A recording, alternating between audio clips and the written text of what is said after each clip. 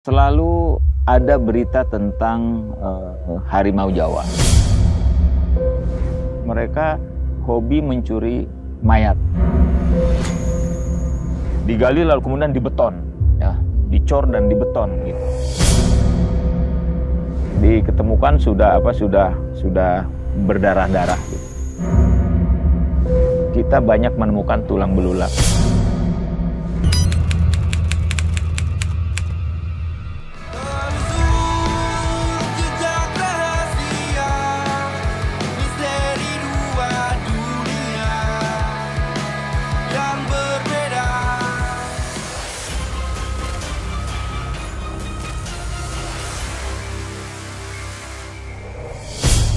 Harimau pencuri mayat masih menjadi misteri sampai saat ini. Apa kaitannya dengan harimau Jawa yang diceritakan telah punah? Kita ungkap dari narasumber kita kali ini. Masih di Jejak-Jejak Rahasia bersama saya Jurasep. Dan kali ini saya akan hadirkan kembali sosok yang sudah tidak asing lagi di Jejak-Jejak Rahasia. Ini dia Kang Ali Taba. Assalamualaikum Ali. Waalaikumsalam warahmatullahi wabarakatuh. Wilujeng Sumping lagi nih di Jejak-Jejak Rahasia. Alhamdulillah ketemu lagi. Iya. Dan rahasia yang akan diungkap kali ini sangat jauh titiknya, yaitu di daerah perbatasan Jawa Tengah Yogyakarta, tepatnya di Gunung Kidul. Ini ada satu sosok yang rame di masyarakat sana, sering mencuri mayat. Wah, ini tadi saya denger aja udah agak merinding, tapi ya mau diapa, emang kejadian seperti itu. Bagaimana ceritanya tuh, Ali? Iya, ini memang salah satu perjalanan petualangan kita dalam membuat film dokumenter misteri ya. Dalam hal ini adalah jejak-jejak misterius. Jejak misterius itu kan sebenarnya film kripto, kita tidak mencari hantu seperti itu ya, tapi sering ketemu hal-hal yang kayaknya malah memang makhluk-makhluk berjenis itu. Tapi di Gunung Kidul ini agak beda. Peristiwa di Gunung Kidul ini bahkan sekilas memberikan jawaban atas kegelisahan saya. Di dalam perjalanan petualangan saya di baik ekspedisi alam gaib, kemudian jejak misterius, di perjalanan 3 wanita juga, itu selalu ada berita tentang harimau Jawa. Walaupun harimau Jawa itu sudah dinyatakan punah ya. Sejak 30-an tahun lalu sudah dinyatakan punah. Tapi saya sendiri selalu tidak percaya bahwa harimau itu dikatakan punah. Pertanyaan saya sederhana. Sudah seberapa luas tanah atau hutan Jawa yang ditelisik oleh para peneliti? Apakah setiap jengkalnya sudah terinjak oleh mereka, sudah terlihat oleh mereka, sehingga kemudian berani menyatakan bahwa harimau Jawa itu sudah punah? Sementara pengalaman kita dalam beberapa kali petualangan, kita selalu dapat info dari orang-orang, dan orang-orang itu mohon maaf bukan orang-orang yang awam tentang harimau, baik secara anatomi maupun karakternya. Mereka pencinta alam, kemudian juga ada yang kolektor binatang. Artinya mereka tahu persis ini harimau, macan tutul, macan kumbang itu mereka tahu persis, dan mereka menyatakan itu adalah harimau gitu. Dan ketika kita ke Gunung Kidul, ini mengejutkan karena ternyata di daerah Gunung Kidul harimaunya itu justru malah mereka hobi mencuri mayat. Ketika kita mendengar ini bergidik juga kita, karena harimau yang sangat bernilai lah bagi Jawa karena dianggap sudah punah, ternyata memiliki kelakuan yang luar biasa. Sehingga di masyarakat Gunung Kidul itu sudah biasa kalau mereka menguburkan mayat gitu. Tanah mereka itu bebatuannya, sehingga agak sulit mereka menggali tanah sampai terlalu dalam. Bebatuan yang keras, batu-batu cadas gitu. Nah, tapi mereka tidak kehilangan akal untuk menjaga mayat saudara-saudaranya itu dengan cara apa? Digali lalu kemudian dibeton, ya, dicor dan dibeton gitu. Ternyata kebiasaan mereka menutup mayat saudaranya dengan beton, dengan cor itu tidak sekedar karena susah menggali tanah yang terlalu dalam. Karena di sana ada banyak sekali kejadian, selalu ada kejadian kalau mayat itu dikuburkan dengan tidak terlalu rapi, tidak terlalu kuat, besoknya sudah hilang gitu. Nah, ternyata itu katanya dicuri oleh harimau. Semula kita ya hampir nggak percaya bahwa karena kan ya bukan karakter harimau gitu, harus menggali mayat. Harimau itu lebih suka makanan segar yang dia buru sendiri gitu. Itu salah satu sifatnya. Kok ini malah mayat yang sudah dipendam di tanah gitu. Tapi bagaimana kita tidak mau percaya, karena saksi matanya juga banyak. Ada saksi mata seorang pemuda waktu itu, artinya ya baru-baru sekali ya, karena saksi matanya anak muda gitu. Nah, dia waktu itu habis kunjungan ke satu tempat naik sepeda malam-malam, lalu kemudian pas bulan purnama. Dia agak terkejut karena di depannya itu kok seperti ada hewan besar yang bergerak. Dan dia hampir tidak bisa bergerak saking takutnya. Karena apa? Ketika sosok yang dia lihat itu melintas di depan, dia melihat ternyata itu adalah harimau. Harimau yang di punggungnya itu dia membawa mayat. Dia ceritakan bagaimana harimau itu cara membawa mayatnya. Jadi mayat itu disimpan di punggung, lalu kemudian dipegang oleh ekornya. Gitu. Nah, itu dia ketika dia bercerita saja masih memperlihatkan ekspresi ketakutannya. Artinya bahwa harimau harimau Jawa mungkin masih ada, ya. Tetapi karena habitatnya memang sudah banyak dimasuki manusia, sehingga kelakuannya menjadi aneh, bisa juga begitu. Lalu kemudian sempat juga ada anak muda juga, dia menceritakan kisahnya beberapa tahun kebelakang, ketika waktu itu kalau nggak salah dia cerita ada pada waktu musim buah, dia tidur di gubuk bersama orang tuanya. Tiba-tiba dia merasa diseret, lalu berteriak. Ternyata dia sudah udah berada jauh dari gubuk, padahal dia tidur agak di tengah gitu. Nah, ketika dia kemudian berteriak, keluarganya turun, dia diketemukan sudah berdarah-darah gitu. Walaupun dia sendiri tidak merasakan ketika dicakar, diterkam gitu. Cuma dia merasa diseret. Nah, yang bisa melakukan hal seperti itu memang hanya jenis kucing besar. Cuma kita nggak tahu yang ini apakah itu jenis harimau atau enggak. Tapi yang jelas bahwa berita-berita tentang harimau Jawa ini masih ada. Nah, makanya kemudian kita coba ke sana. Waktu itu kita coba telusuri. Kita benar-benar penasaran, sekaligus juga deg-degan ya. Kenapa? Kalau cerita masyarakat itu benar, artinya harimau itu tidak jauh dari lokasi perkampungan. Karena hutan-hutan di sana tidak terlalu lebat lagi. Artinya mereka ada di situ. Maka kita coba telusuri. Dan kita tahu alamnya Gunung Kidul itu kan agak gersang. Karena batu-batuan cadas. Nah, ada titik terang yang kayaknya kita bisa menemukan mereka. Kata orang sana, harimau pencuri mayat itu biasanya tinggal di goa-goa. Dan di situ ada goa yang orang kampung sana nggak berani masuk karena mereka yakin betul itu adalah sarang harimau. Nah, Dan memang sepertinya pas banget itu untuk sarang harimau. Jadi ini bukit, ya, bukit. Lalu ini ada goa di sini. Jalan ke situ cuma lewat pinggiran gitu.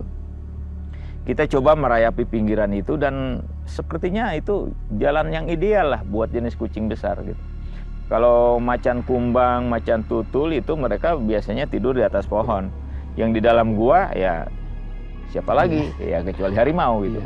Maka kemudian coba masuk kita ke salah satu goa waktu itu. Dan saya sendiri merasa yakin bahwa betul goa itu dihuni oleh hewan besar semacam itu. Karena tempatnya ideal dan nyaman untuk tempat tinggal, terlindung dari jualan dan pandangan orang, tersembunyi dia, tapi di dalamnya nyaman. Dan ternyata memang di dalam goa itu kita banyak menemukan tulang belulang. Tulang belulang, tetapi karena tulang belulangnya itu tulang-tulang yang remuk gitu, kita nggak bisa menemukan tulang yang benar-benar kita bisa identifikasi, oh ini tulang manusia gitu. Nah, ketika di penelusuran pertama kita masuk ke gua, kita cuma bisa menemukan itu. Lalu kita agak bergeser waktu itu ke pinggiran kali yang mau ke arah pantai itu. Oh, yang mau ke arah pantai itu, yang mau ke arah pantai. Nah, itu kita coba telusuri sebuah goa juga, tapi goa itu agak-agak di pinggir sungai yang banyak bebatuan gitu. Lalu masih ada ladang petani, tapi ladang petani itu terpaksa ditinggalkan oleh petaninya karena ketika kita datang ke sana, si petani itu baru saja mengalami shock besar. Karena apa?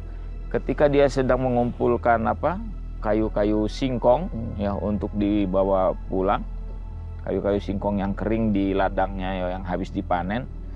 Dalam keadaan dia sedang mengikat itu, tiba-tiba dia ya dari tempat dia mengikat ke sungai itu paling cuma 30 meter lah. Dia melihat seekor harimau besar melangkah di batu-batu di atas sungai, lalu kemudian masuk ke dalam goa yang jarak dari dia ke goa itu pun tidak jauh gitu. Itu dia sampai pulang ke rumah berlari, nggak ingat sama pekerjaannya dan nggak pernah mau balik lagi ke situ. Akhirnya kita coba masuk, ya, tempat yang ini, bahkan itu boleh dibilang bau binatangnya aja masih kecium. Makanya waktu itu kita berpikir, wah ini kayaknya harimaunya ada nih. Satu yang kita mikir banget bahwa nggak ada satupun di antara tim ini yang pernah berduel dengan harimau, dan nggak ada satupun yang bisa ngukur kekuatan harimau kayak apa. Kalau kekuatan dirinya udah pasti keukur, nggak bakal sanggup ngelawan harimau gitu. Tapi waktu itu kita nekat, kalau nggak salah kita 3 orang masuk ke dalam goa itu. Goanya unik, ini air, ya, ada batuan besar, lalu kalau kita meloncat sedikit truk gitu, udah masuk ke dalam pintu gua.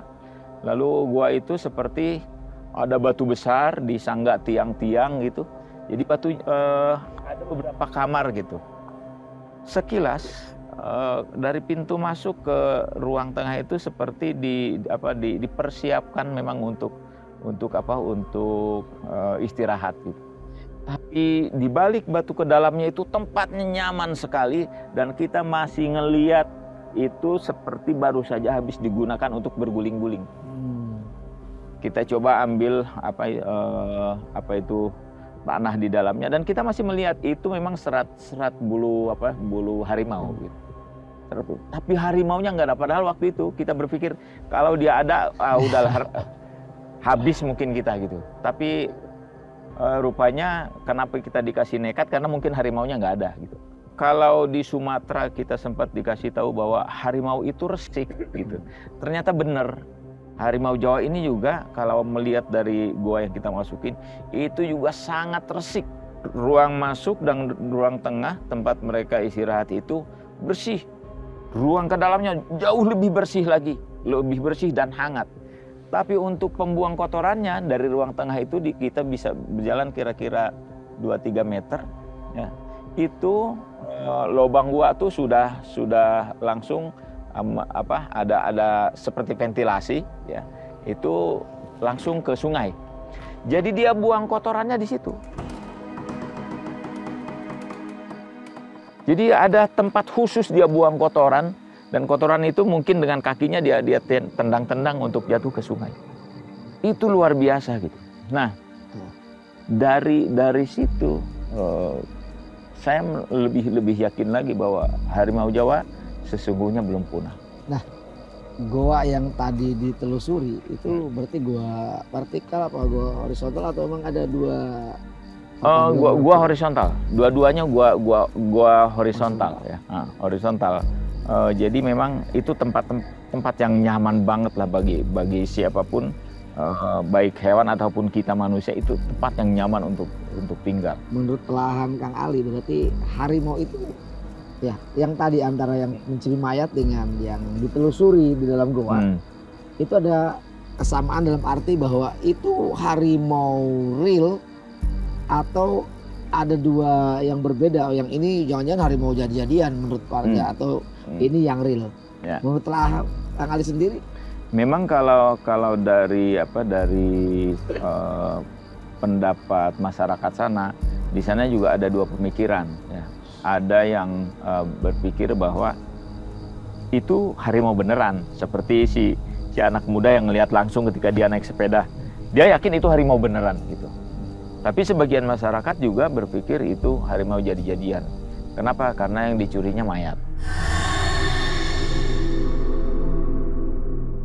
Persoalannya, saya belum ketemu persis dengan harimaunya gitu. Jadi kita nggak bisa menyimpulkan apakah harimau pencuri mayat itu harimau beneran atau harimau jadi-jadian. Tetapi kalau kita ngelihat goanya, ya, kemudian sisa-sisa tulang yang ada di dalam goa, ya harusnya itu harimau real juga gitu, harimau beneran gitu. Sama dengan yang goa kedua yang kita masukin, itu juga menunjukkan harimau beneran sebenarnya. Nah belakangan ini kan mulai rame lagi nih, katanya harimau Jawa itu ternyata banyak ditemukan. Iya. Jadi saya yakin banget harimau Jawa itu masih ada. Cuman persoalannya, apakah di tempat lain dia juga suka mencuri mayat seperti itu? Karena di tempat lain juga ada berita tentang harimau membawa hewan buruannya itu tidak diseret seperti pada umumnya kita lihat di film-film ya.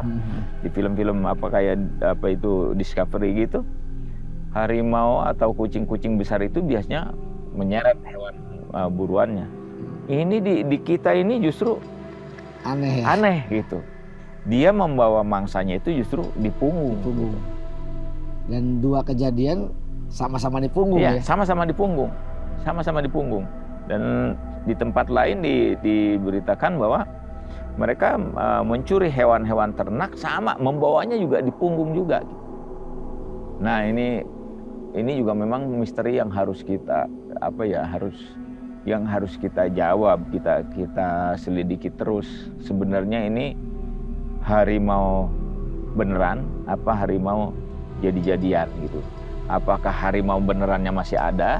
Harimau jadi-jadian memang ada juga kelakuannya kayak gitu. Ini yang misteri yang memang belum kita bisa jawab 100%. Tapi tentang bahwa harimau Jawa sudah punah, saya yakin belum punah. Nah, kalau melihat perilaku harimau tadi mencuri mayat ya, kira-kira ada kesimpulan sendiri dari Kang Ali bahwa ini terjadi karena tadi mungkin populasinya dia diganggu atau dan lain sebagainya. Ada yang mau disebutkan di kejadian tadi? Ya, kalau kita melihat harimau Sumatera yang belakangan beberapa ekor juga turun ke kebun-kebun pertanian masyarakat itu akibat habitatnya terganggu. Harimau Jawa ini kan bukan lagi terganggu habitatnya, bahkan habitatnya itu boleh dibilang sudah habis ya, dirambah manusia sampai ke yang sedalam-dalamnya gitu.